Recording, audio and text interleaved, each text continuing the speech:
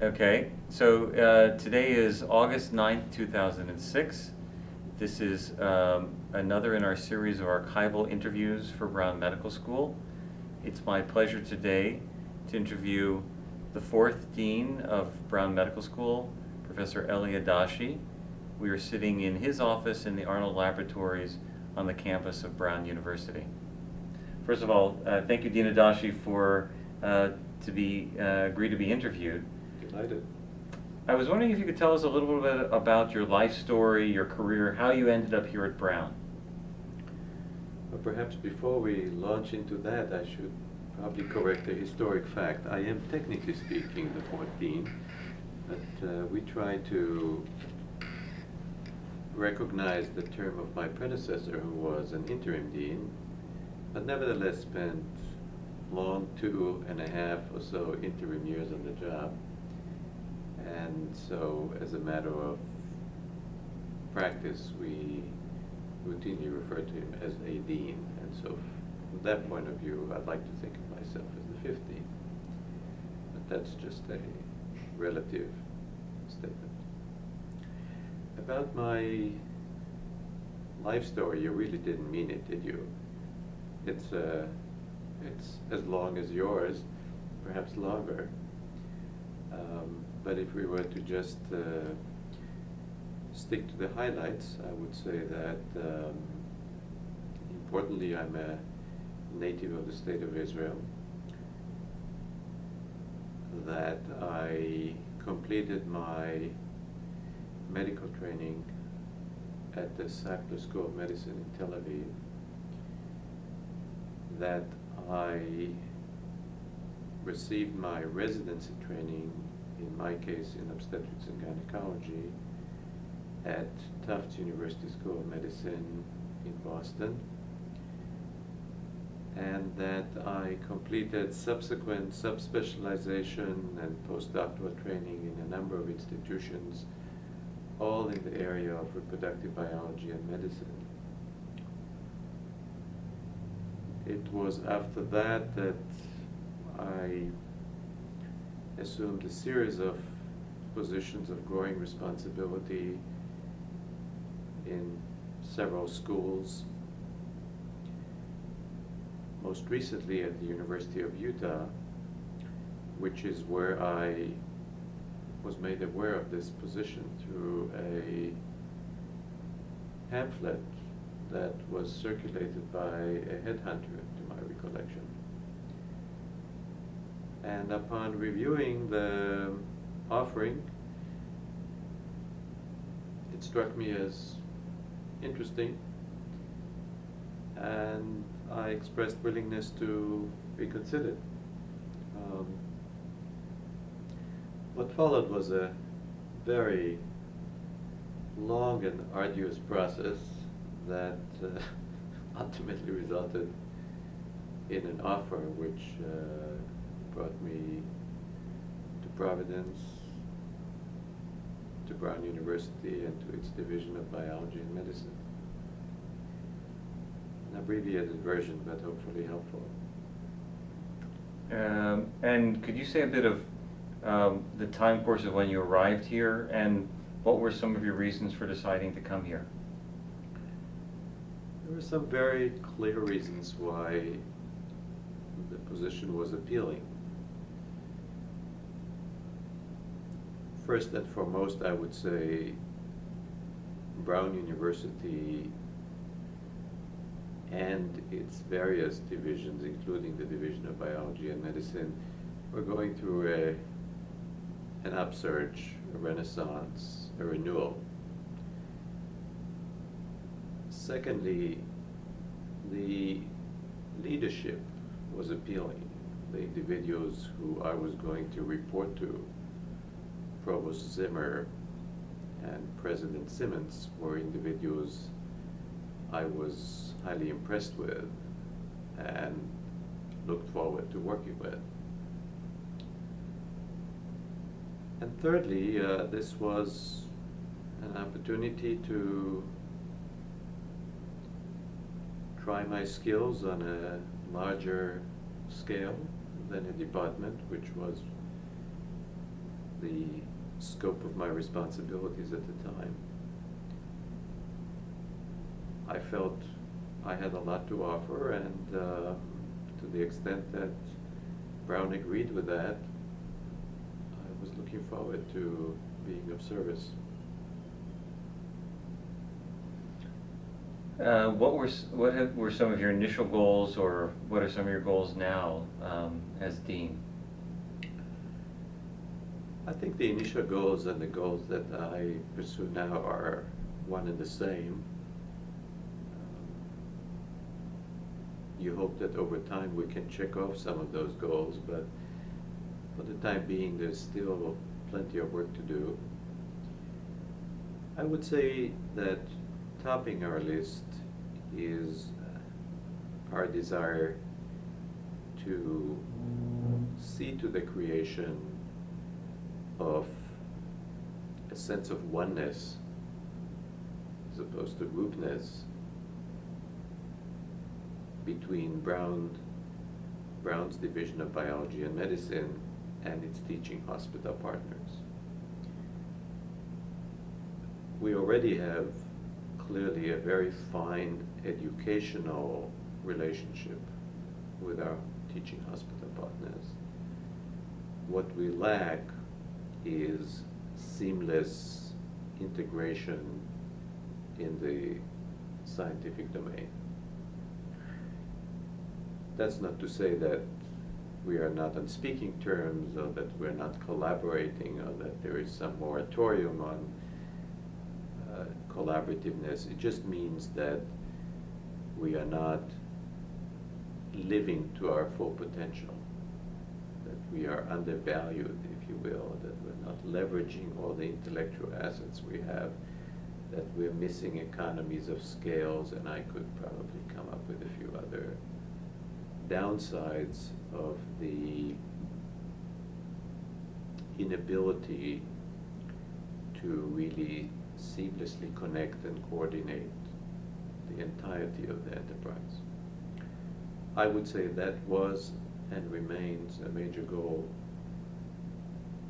I would probably say that we are making good progress in that arena, and I hope that more can be reported when we sit down again in a few years. The second key goal that I think we planned on pursuing from the very beginning was, of course, an effort to contemporize and renew, replenish, rejuvenate the medical school. That is a multifaceted effort, but one which universally was felt to be necessary, and in the context of which I think we are making great progress. As you know, on August the 21st, we'll be inaugurating the first version of the new curriculum. I say first because there's almost certainly going to be much more by way of curricular revision and innovation and trimming and the like that I think is coming down the line. Facilities have been upgraded, a new lecture hall will be used this year, and there are long-term plans to, in effect, create a distinct physical entity, a building that would constitute the medical education facility of Brown Medical School, most likely downtown. Thirdly, we remain committed to the hope and to the actualization of the conversion of the program in public health to a school in public health. This is not imminent in the sense that this will take a few years because of the rigorous nature of the accreditation process and some other adjustments that would have to be made. But if all goes well, This is a goal we would like to see accomplished by 2010, 2011 at the latest. I think we're on track to do that, although, as is true of any major change of this magnitude, we will inevitably have to go through a variety of affirmation and approval processes that are university-based and ultimately will have to present a compelling case to Brown's Corporation, without which this type of a momentous change does not transpire. So the goals we had are the goals we have, and we're working on all of them in parallel, making good progress, I think, in all of them. And in due course, hopefully, we'll have more to report. Well, that was very eloquent, and I think you were able to summarize a pretty broad program. Would you like to comment at all about any of the joys and challenges you've had in the first year and a half? The joys have mostly to do with getting things done. When a good thing happens in terms of moving the agenda forward, there is a sense of satisfaction. When a faculty or a student is recognized for an accomplishment, or an award, or a grant, a prize, that's a joy. That's a source of satisfaction. When I visit laboratories of our faculty who are engaged in whatever type of science you may think of, that's a joy, because on that occasion I get back to at least a portion of my roots, having spent a long time in the sciences as well. It's also about connecting with the principal investigator, the faculty member, connecting with the individuals who work in his or her lab, undergraduates, graduate students, postdocs, US trained, US born, and some from overseas, a very heterogeneous and diverse group that's just fun to interact with. That's a joy. When a graduating class concludes commencement exercises and heads towards the door to walk out of the First Unitarian Church, that's a good feeling. That's a plus. There's lots of those, and I probably enumerated only a small number.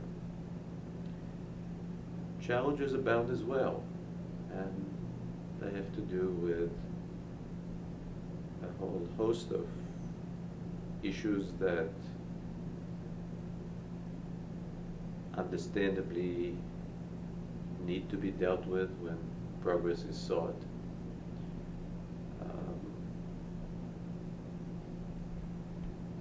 Has to do with the fact that in the end it's all about the human resource and the need to handle with care and to be respectful, to be caring, and to keep the eyes on the prize and not be distracted by relatively minor elements along the way. To be sure, it's, as in anything, it's a balance between joys and challenges. um, it probably wouldn't be a rewarding position if all was well, if all the trains were running on time, if everybody was absolutely happy and running out of things to think about or want. That would be a rather uninteresting job, and probably not one I would be terribly interested in. Going back to the discussion we had about how I arrived here, peculiarly enough, it's the challenges that you recognize are there, that you know are going to keep you, you hope, employed for a number of years before these issues are addressed. That drew me in the first place. It's probably in the nature of individuals who take on these positions that they are interested in challenges, not in coasting, not in a holding pattern, not in autopilot, but in improving, in changing, and basking in that glory. When time has gone by, you look back, and hopefully you made a difference.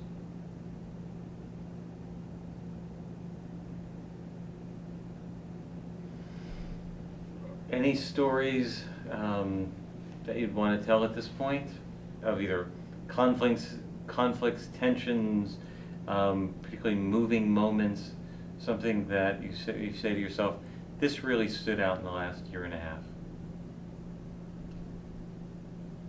I would cite more of a personal positive. When I was first appointed, word must have filtered somehow to Dr. Raymond Sackler, a benefactor after whom my medical school was named. You may recall that I mentioned that I graduated from the Sackler School of Medicine in Tel Aviv. Upon receiving the news, he called me and introduced himself. I never met the man, indicating how pleased he was that a member of the, as it turns out, the first graduating class that went all the way. In other words, started in year 1 and completed in year 6, which is the standard in Europe and in Israel, to actually hold a position of consequence in the American academic healthcare system. And he wanted to, in effect, recognize this development, to him an accomplishment, in some way by facilitating the cause of Brown.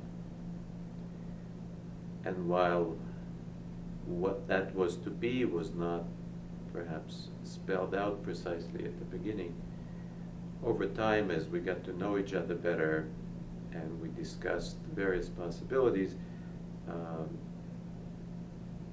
Dr. Sackler, through a foundation that he supports, ended up facilitating a very specific but very interesting research project here at Brown with one of our investigators who will be the beneficiary of the gratefulness of Dr. Sackler, for which I'm obviously very grateful and I'm very pleased. I never thought, my wildest dreams when I graduated, that I would ever meet Dr. Sackler. He was a name on the building at that point for me, and to later on have dinner with him, have lunch with him, correspond with him, in fact represent Brown in the context of interactions with him, was unanticipated and rewarding. An interesting closure of a very long-term loop. Very long-term loop. Yeah, that's actually a great story. Any others you want to tell today, or anything about any relationships that you've seen or established with hospitals, faculty, campus departments, the president, Probably provost? too numerous to count. The provost, who has since moved on, was a very special gentleman, a searing intellect, perhaps is the first word that comes to mind. One of the greatest articulators I've ever met, who could break down issues in a very logical way and provide insight that wasn't there before. That was a great lesson that is hard to emulate, but was a sight to behold. The president, likewise, is a remarkable individual whose level of sageness, if I can use that term, is again one that I have not observed before. She looks at things in a very different way that exposes facets of an issue, again, in a way that all I can say when I observe it is, why didn't I think about it? Or, I wish I did think about it. And she exudes leadership, which I still contend is an ephemeral, ill-defined, difficult to quantify attribute. And yet, you can tell and recognize it when you see it. That's far more difficult to define it. She clearly has it, and I'm grateful to her for the role model that she is providing, for her support to me personally and to the division in a broader sense, as she does to all other facets of the university. So I think we are quite fortunate to work in the shadow of some quite remarkable people. I've gotten to know a lot of faculty, and some I've gotten closer to than others. I've gotten to know a lot of medical students. Some I've gotten closer to than others. I've met a few graduate students. I don't know them quite as well as I would like, but that's changing with my weekly or bi-weekly lab visits, which I conduct.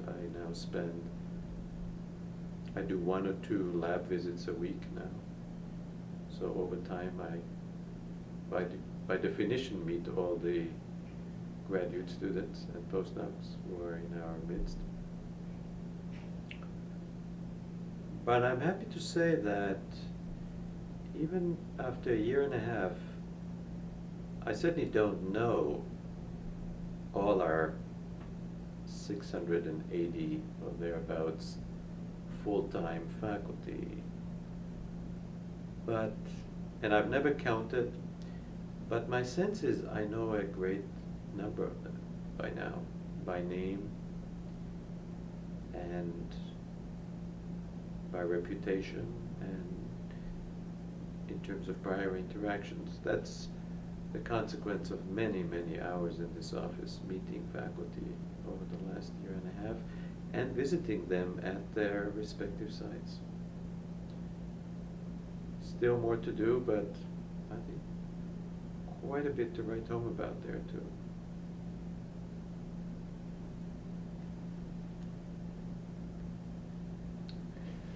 Is there anything else that you would like to add about the first year and a half here?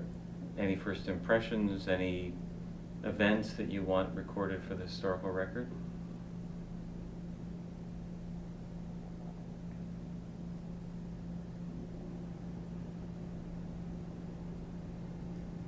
In the end, it's a series of incremental efforts that by the time the effect change, it's almost imperceptible. So I don't think I can speak to any seminal or momentous changes in the last year. But I do think that when you get to a vantage point that is another year or two removed from now, let's say, and look back, the cumulative impact, I think, of these multitude of effects and actions is going to be, I hope, a very positive one. This being my first and presumably last position for dabbling in deanship, I would advise to anybody who is exploring this opportunity to consider it at their peril, and think long and hard before they embark on what is very demanding, all-consuming, all-immersing type of experience that is rewarding, but is not without its challenges. In short, I'm available for consultation for anybody who is keenly interested in experiencing and experimenting going forward. Well, thank you for that. Thank you, Jeff.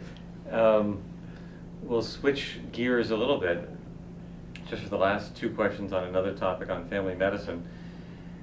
I was wondering if there's anything you wanted to say about family medicine here at Brown. We're coming up to our 30th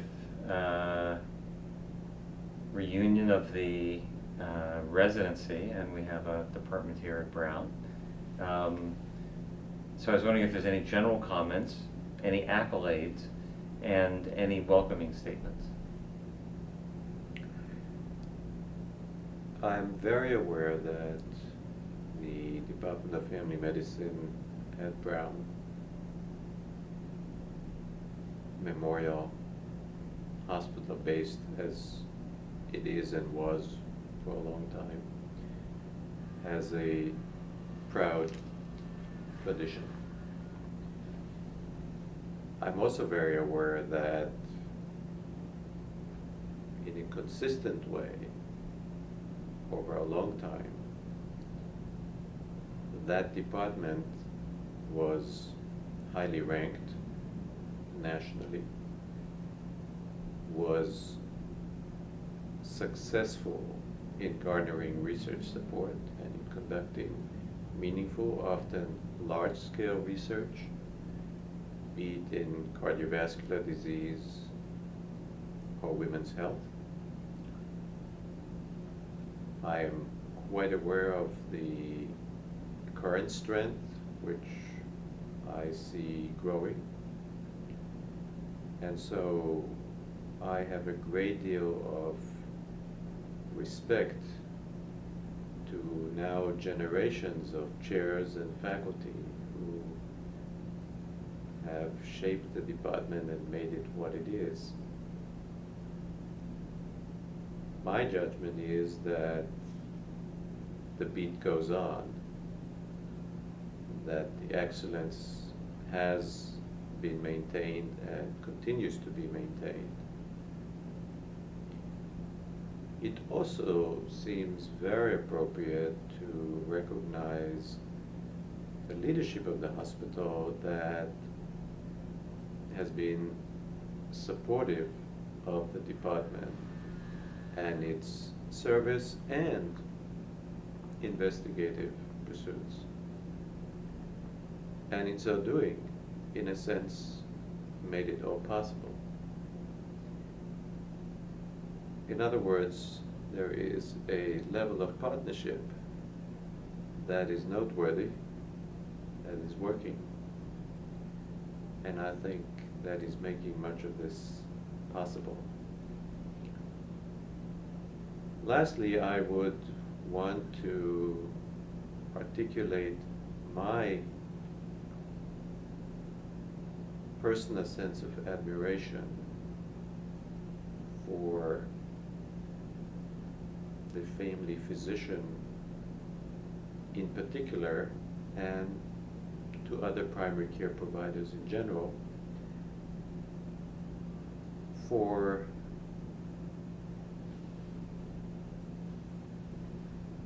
if you will,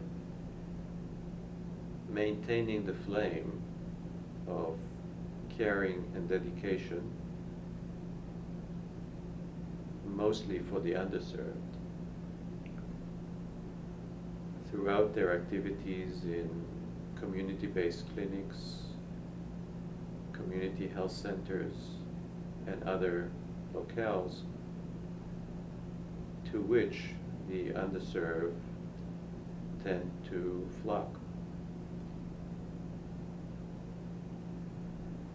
It is very clear also that when a medical student makes the decision to enter a family medicine residency, he or she are doing it for the purest of reasons, for laudable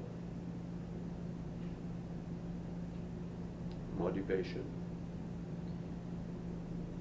that is clearly not hinging on or associated with or linked in any way with compensation, which tends to be on the modest side in this arena. And so in general, as I may have shared with you at some earlier occasion, I think family medicine is a pure form of medicine that adheres to some of the finest principles that I think we all believe in, and that family medicine exercises day in and day out. So yes, I am very much wish to congratulate